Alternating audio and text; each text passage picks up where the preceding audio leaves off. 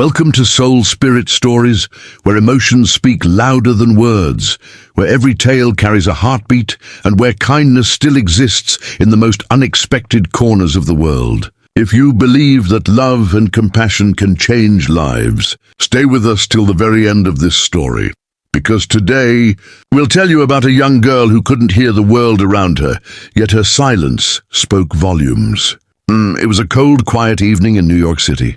The streets shimmered under golden lights, cafes buzzed with laughter, and balloons floated in the sky. It was the kind of night that promised happiness to everyone, except for one girl.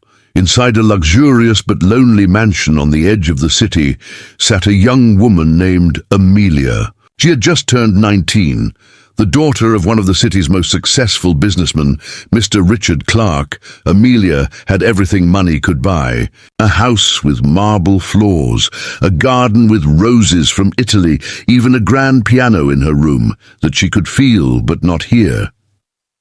Because Amelia was deaf. Since birth, silence was her only companion. She couldn't hear the music of her father's world, the clinking glasses, the roaring laughter at parties, the sound of happy birthday. But what she could feel was loneliness. That evening, her birthday candles sat unlit. The long dining table, decorated with fine china, expensive flowers, and a triple-layered cake, looked grand, but it was missing one thing: people. Her father was stuck in a business meeting overseas. Her mother had passed away years ago, and her friends, well, they had slowly drifted away when they realized she wasn't like them. So, on her 19th birthday, Amelia sat alone at the table, staring at the cake in silence. She looked at the flickering fireplace and signed softly to herself. "Happy birthday, Amelia." Her lips trembled. No sound came out, but her heart whispered the words she longed to hear from someone else. Suddenly, a small noise broke the silence, a faint knock at the door. She froze. The security staff had left for the night, and her father's mansion was surrounded by tall gates. Who could it be? Amelia hesitated, clutching her small silver locket, the one her mother had given her when she was a child. Then with slow steps she walked to the door. Through the frosted glass, she saw a blurry figure, a young man soaked in rain, holding something in his hands. She opened the door halfway. The man smiled nervously. He looked like he was in his mid-20s, wearing a delivery jacket that was far too thin for the cold. He began to speak, his words lost to her silence. But she could read his lips. "Delivery for Clark residence." Amelia nodded and took the small box from his hands. It was beautifully wrapped, but she hadn't ordered anything. The man, noticing her confusion, pointed at the card attached to the box. It read, "To Amelia from someone who cares." She looked up in surprise, but the man was already turning to leave. Something inside her stopped her from closing the door. She waved to catch his attention and gestured with her hands, slow and careful. "Wait, please." He turned around, slightly confused. "I'm sorry, I don't understand sign language," he said, but she caught only his lips moving. She pointed to herself, then to the small notebook on a nearby table. She quickly scribbled, "Would you like some tea?" "It's raining." He blinked, clearly not expecting that. After a moment's hesitation, he nodded. And so, a stranger walked into the lonely mansion of a millionaire's daughter. As the kettle boiled, Amelia sat across from him in the grand living room. He looked around, his eyes wide. It was the kind of place that looked like it belonged in a movie. But despite all the luxury, what caught his attention was the silence.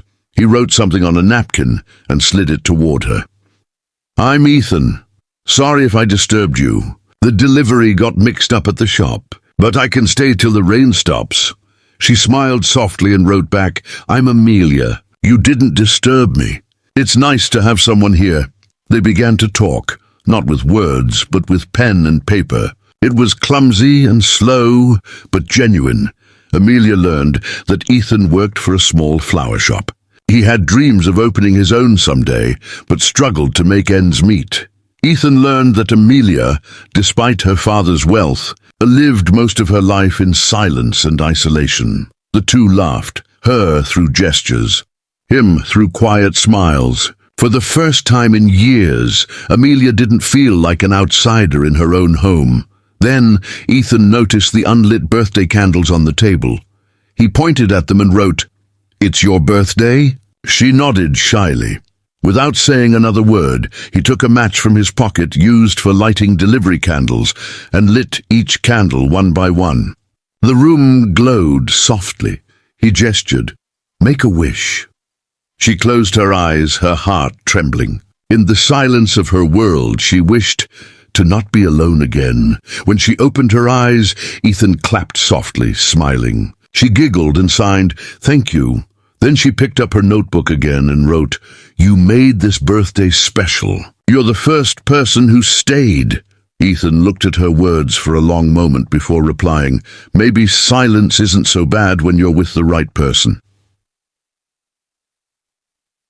Hours passed like minutes. They talked about life, dreams, fears, the kind of conversation that happens when two lonely hearts finally find someone who listens. But as midnight approached, Ethan stood up. The rain had stopped. He hesitated, then said softly, his words barely forming on his lips, "I should go." Amelia felt a sudden pang in her chest. She didn't want the silence to return. She quickly wrote one last thing. "Can I see you again?" Ethan smiled. "I'd like that." Before leaving, he reached into his pocket and handed her something, a small origami flower made from a receipt. "A promise," he said. She didn't hear it, but she read his lips. And then he was gone.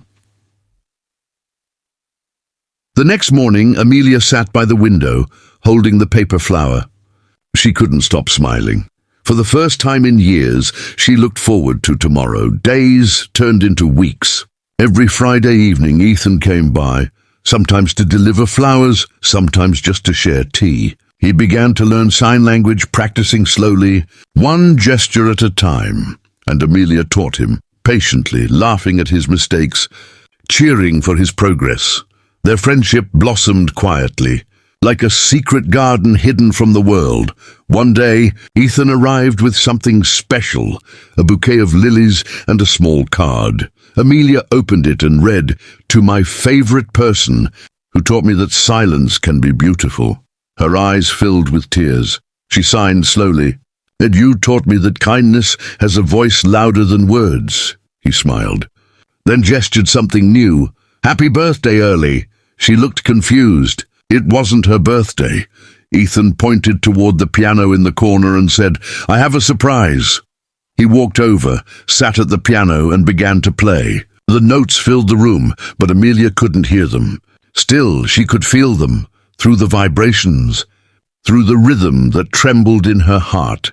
She closed her eyes and let the music speak to her soul. When he finished, she stood up, tears rolling down her cheeks. She walked over and placed her hand gently on his chest, feeling the heartbeat that matched the rhythm of the music. Then she signed, "I didn't hear the song, but I felt it." "And that's enough." Ethan's eyes softened. "You felt my heart," he whispered. Weeks later, Amelia's father returned home from his long business trip. He was a man known for his power, not his emotions. But when he saw his daughter smiling more than she had in years, he noticed something had changed. One evening, he found her signing and laughing with Ethan in the garden. At first, he was suspicious. Who was this ordinary delivery boy spending time with his daughter? He called Amelia into his study. He signed slowly. He knew a little sign language. "Who is that man?" She replied, "A friend. Someone who listens." Her father frowned. "He's not like us. He doesn't belong here." For the first time, Amelia looked straight into his eyes and signed, "Neither do I."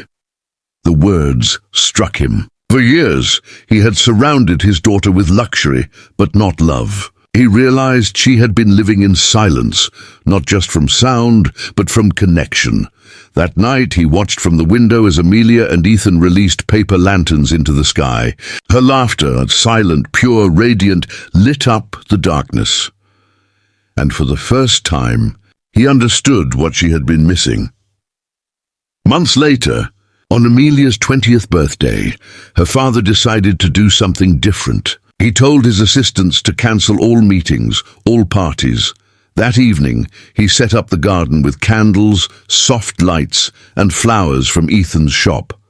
When Amelia came downstairs, she gasped. It wasn't a grand ball, just a small, beautiful dinner for 3 people, her father, and Ethan. She turned to her father in surprise. He smiled awkwardly and signed, "Happy birthday, my little girl." Her eyes widened. It was the first time he had signed that phrase in her life. Ethan then brought out a small cake, not a massive one from a hotel, but a homemade one, imperfect, yet full of warmth. Amelia looked around, the glowing candles, the 2 people who truly cared for her, and she realized her wish from last year had come true. She wasn't alone anymore. When the candles were lit, she closed her eyes once more and made a wish. But this time, she didn't wish for company or love. She wished for time to keep these moments forever. As they laughed and shared cake, her father whispered to Ethan, "Thank you for giving her something I couldn't." Ethan replied quietly, "She gave me even more." Years pass.